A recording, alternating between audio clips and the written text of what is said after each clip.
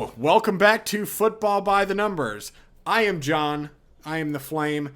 I am your host. I am joined by my two best friends, Andrew and Will. Andrew, how are you? Man, I cannot complain, you know. What's better than a Tuesday night watching some soccer, talking some soccer, and hanging out with you two? I can't complain. Life is great. I'm so glad that you can't complain on air, but you can as soon as we're done filming and before we start filming. But That's great to hear. I'm glad your attitude's improved in 2 minutes.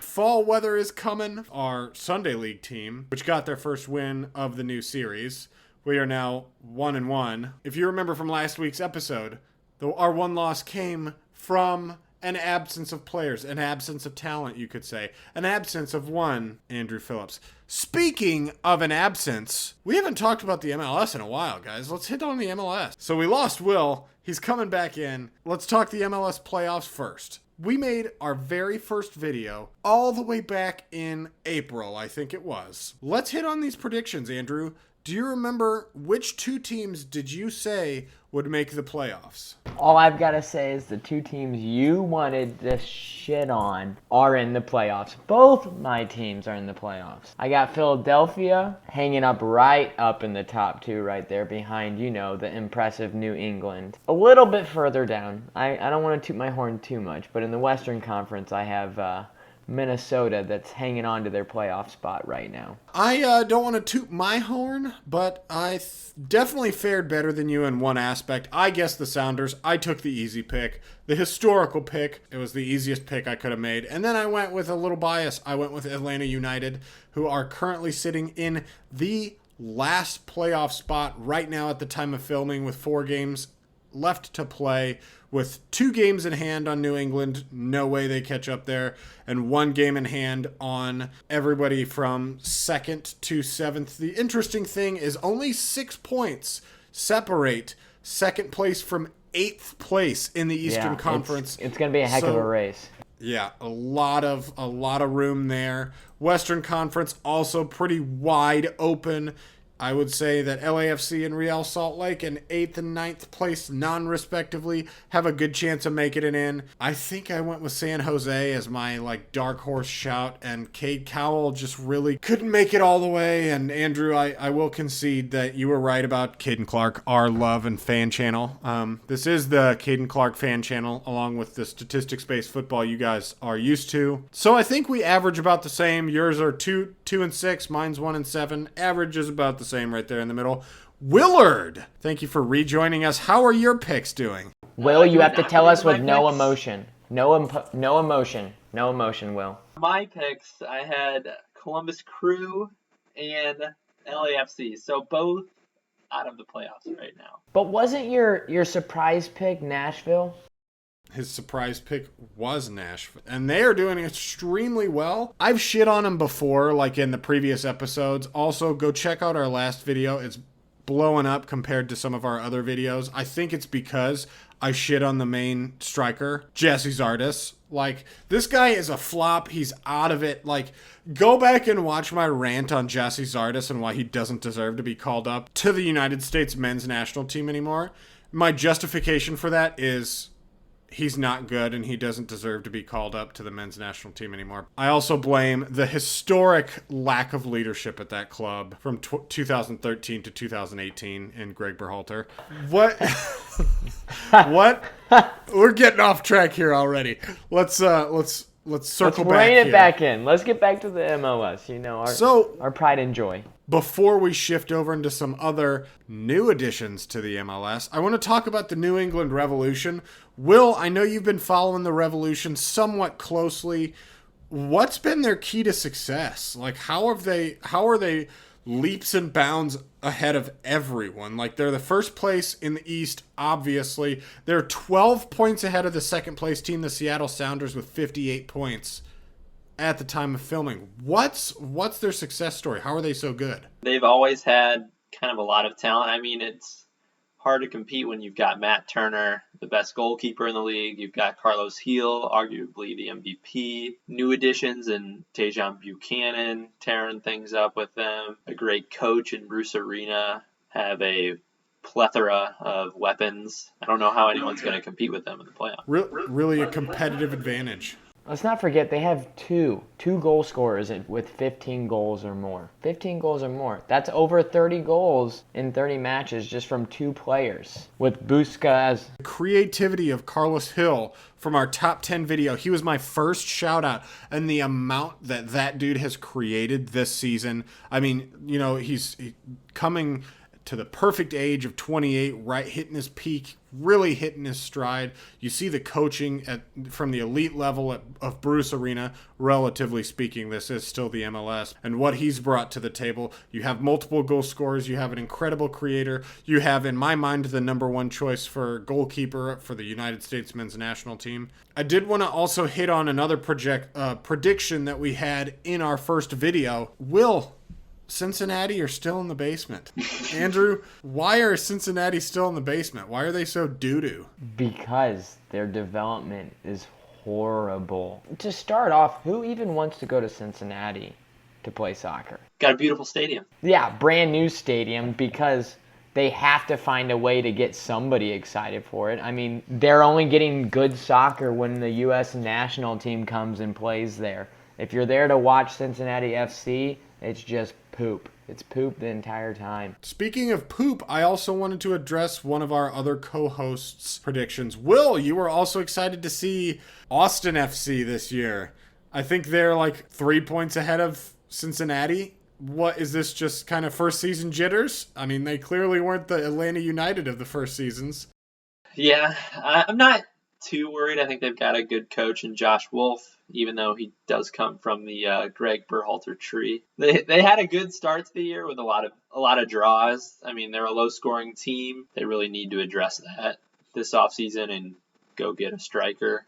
I'm not too worried. I mean, I didn't expect a whole lot, in a first-year expansion team. So I think Austin runs into the same problem that you kind of see with Dallas. I mean, Dallas is constantly in the bottom of the pool because their strengths are young development. I mean, you're seeing all these players come out of FC Dallas getting picked up by major clubs, getting moved to higher performing MLS teams, and I think Dallas is kind of the way of proving that, like, sometimes with youth doesn't necessarily mean your first team's going to outperform these other first teams with veterans or greater players. And I think you can see that with Austin, because Austin's got some strong young guys, but at the same time they lack the leadership that some of these clubs that have been around for a while have. Which is why I think the Zardes kind of stay in the league. He may not be the greatest player on the field, but we also don't know what he's doing in practice or on the pitch for Columbus Crew and their younger guys. I'm going to disagree with you a little bit at the FC Dallas. They are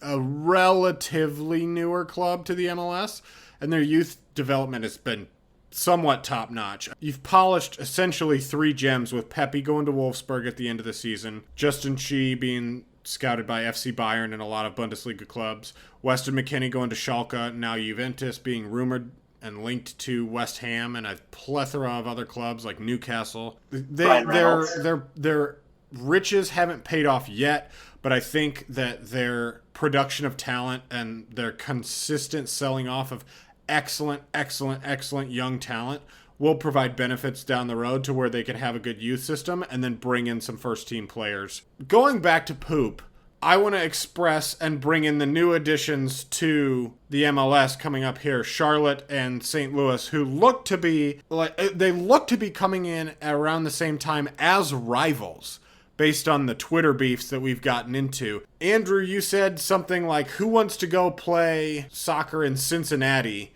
even though they've got a beautiful stadium? How do we prevent St. Louis City from becoming the next Cincinnati? How do we get out of the basement first season? What are some things that we need to do to ensure that we do not end up in the basement and we don't end up a Cincinnati? We're the soccer capital of the world. Yeah, is that what the England fans St. Louis City SC, soccer capital. I mean, come on. No. It's coming home.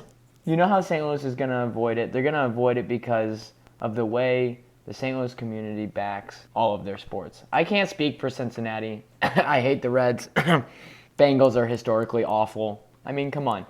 What does Cincinnati have that's good? We have the Cardinals that have the second most World Series.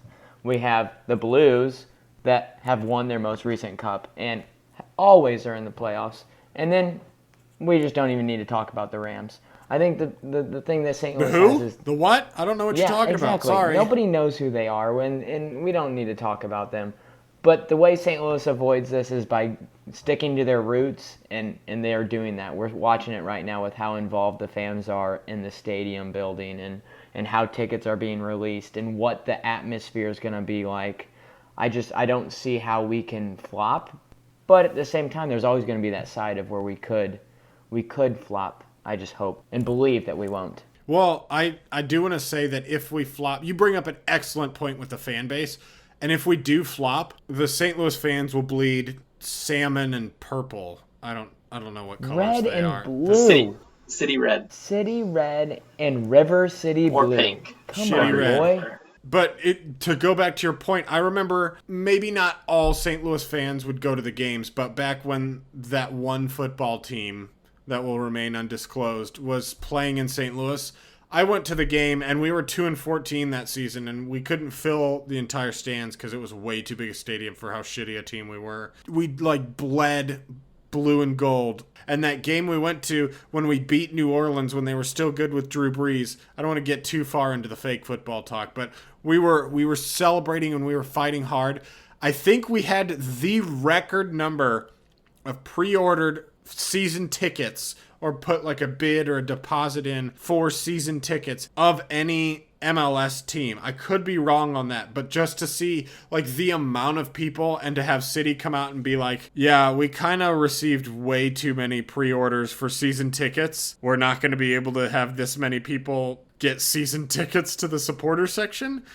Like that outpouring of instant support for this soccer team. Like we've already got some excellent club soccer teams and academy soccer teams in Scott Gallagher and Lou Hughes, in some other programs that I don't know because I'm not good at soccer and didn't play at that level growing up. I chose other sports, but I'm getting back into soccer now. We are a soccer city for sure. I like to see the club going local with their sponsorships, with their fan base and making sure the community is engaged. Some community redevelopment efforts as well as we see at Union Station. But enough about this city. How's our team looking? Give me some insight, boys. The academy team so far, an academy update. We've got St. Louis City SC. We've got the U17 team, which they've done all right. Not as good as the U16 boys. I think U16 boys are still undefeated. One standout name to keep an eye on is Jackson Delkus, striker, who's averaging like a goal a match. If not more. I mean, I'm pretty sure he's scoring almost 2 goals a match. And then, U17 boys, there's a lot of young guys on that team. There's a lot of like 14 and 15-year-olds on the squad, and Hurd and Landon Glover. But they're averaging like 1.4 points a match. So a lot of draws. They did beat Austin FC and FC Dallas's academy teams recently. So that's a little feather in the cap. I'm a bit confused. Why did St. Louis City choose to go 17-16 instead of 19-16? Because we're seeing that overflow of like guys that are playing U17 that could have been playing U16, and I just don't feel like the gap is quite big enough. Do we understand why they didn't go 19? Like, was it too complicated to have players that are going to be gone in a year? Is that not helpful? I think initially, I can't speak to this factually, but I would say that you start off with a U16 and U17 team to have two differentiated teams that can play in separate leagues or separate games, and you have a long development of talent going up into the essential launch of the expansion team in St. Louis. So you have some homegrown players that you can just bring up that know the system, that know the program, that know the coach, and kind of insert them directly into the team. Whereas if you have U19 players, you're getting older, you're able to sign a longer term deal. You're obviously, because you're over the age of 18. So with these other guys, you can sign them to shorter term contracts, let them go if they're crap, bring them on, and just shoot them right into the first team if they're good enough. Like, some of the players that Will was talking about. Any updates on Charlotte FC, that awful club that's also coming in around the same time as St. Louis? They do have 8 players on their roster. There's several young South American guys. There's two Australian guys. One of note is Christian Fuchs. help me with the pronunciation, John. Probably familiar with the former Leicester City captain when they won the Premier League title. League, yeah. He was with them when they won the FA Cup over Chelsea just a year ago, and he's on loan with Charlotte's USL squad this season. That's an expensive pickup for Charlotte, but that's also a hell of a spine that you're starting off there. Yeah, and they've got a former US U17 guy, a defender who's playing over in Germany with FC Nuremberg. Nuremberg, yeah. Nuremberg. They've got some flashy signings, a lot of young guys, and there were a couple guys with some MLS experience, not as big of names. They've got a reality show coming out soon where, unlike guys trying to make the squad, maybe we'll see Andrew Phillips on this reality show. No, we won't see him on the Charlotte one. He's better than that. I'm not better than anything. You're better than Charlotte SC. You'll come to St. Louis and you'll stay here, boy. I'll go play in Poop City SC. One of my Cincinnati roots over there. Ultimately, I think we're gonna have a nice little beefcake right here between St. Louis City and Charlotte, because that banter back and forth, we got to keep it going. There's nothing better than to start off your inaugural season with a team that you just hate. I mean, can you imagine the cheers in the game and how intense it's gonna be just to start? Who cares if we both suck?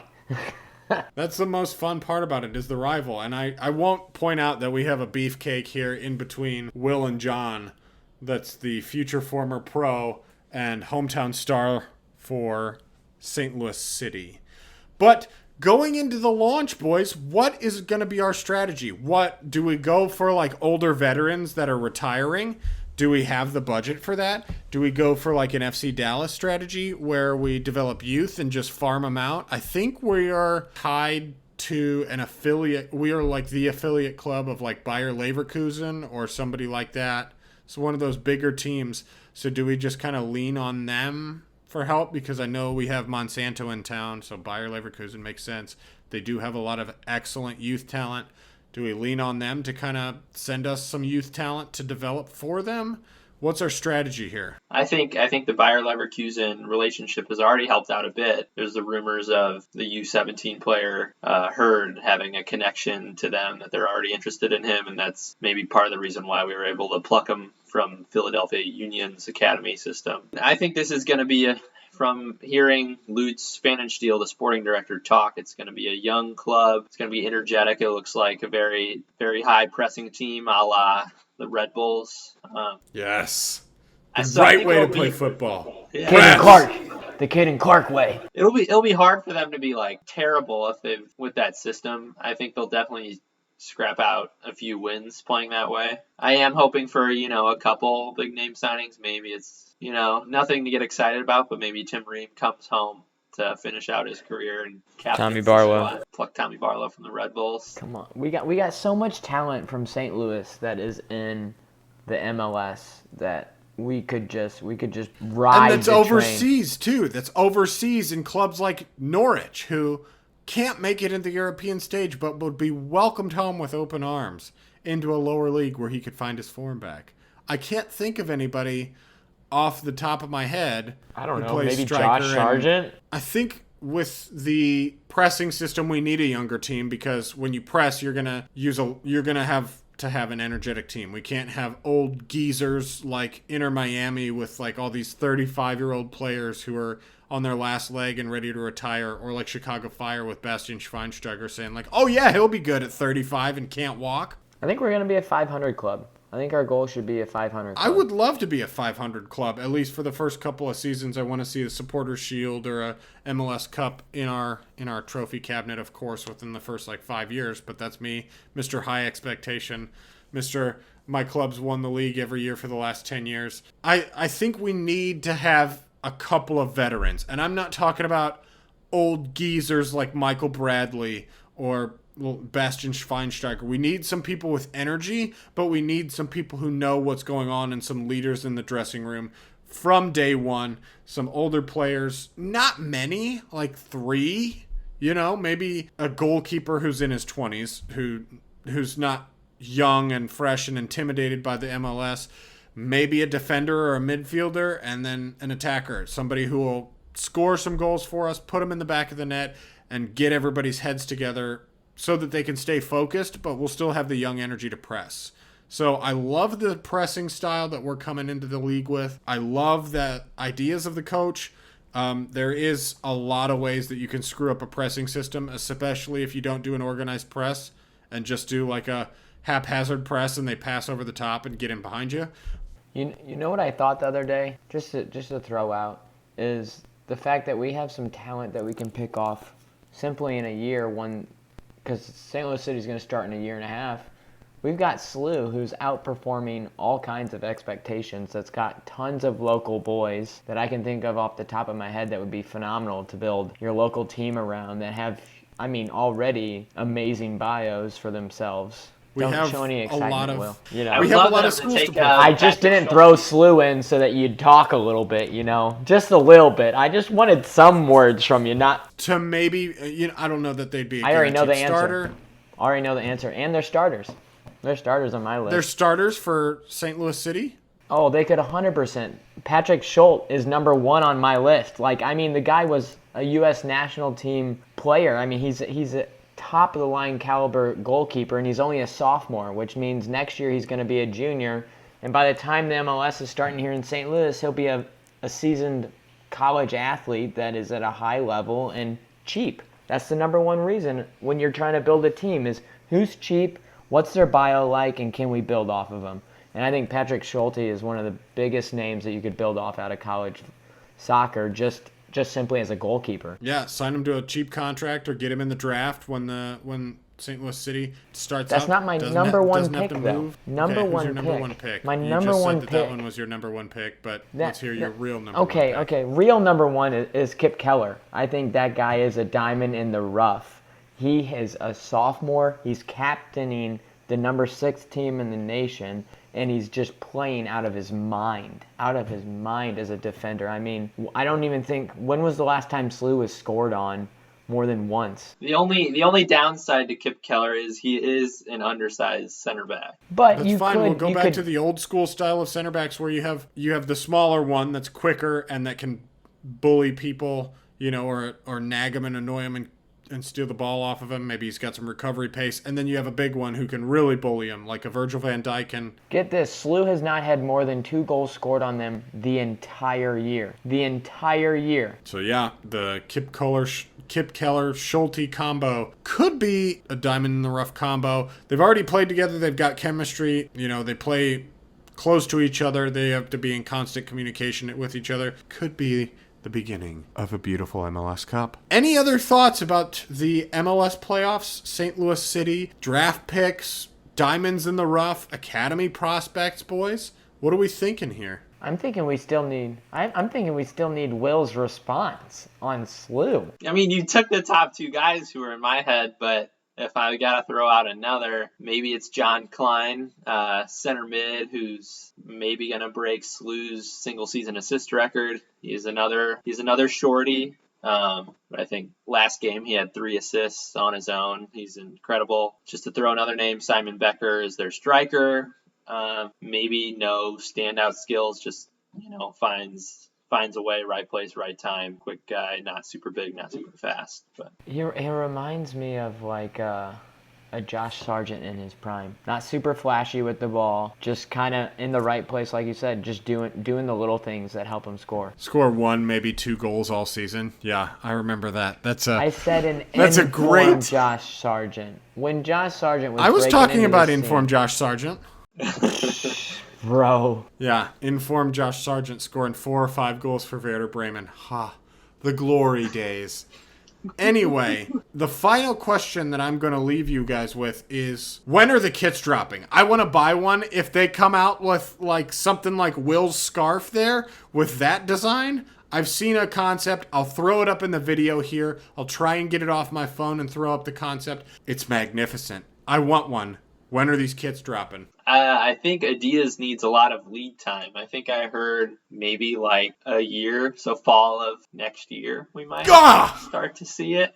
Heartbreaking. You can buy an academy kit right now. I think their goal is to start kind of getting ideas and plucking from the fans and stuff like that this coming spring. I remember seeing them tweet some teasers about what the jersey is going to look like or how they're going to pick it and what kind of ideas we'd love to see. Look no further. Pick this one. It's on the screen now. It's gorgeous. It's a wonderful kit idea.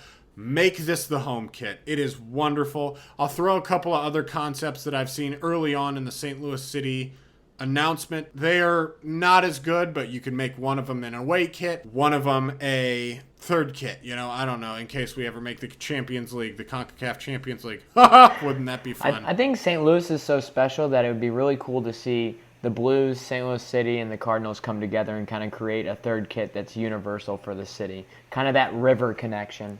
I've heard some people talk about that and how the river is like the connection of the city. How can we get all three teams involved in one? Because that's what St. Louis needs to do to make sure that the MLS doesn't come in and flop because the Cardinals are too big or because the Blues are too big.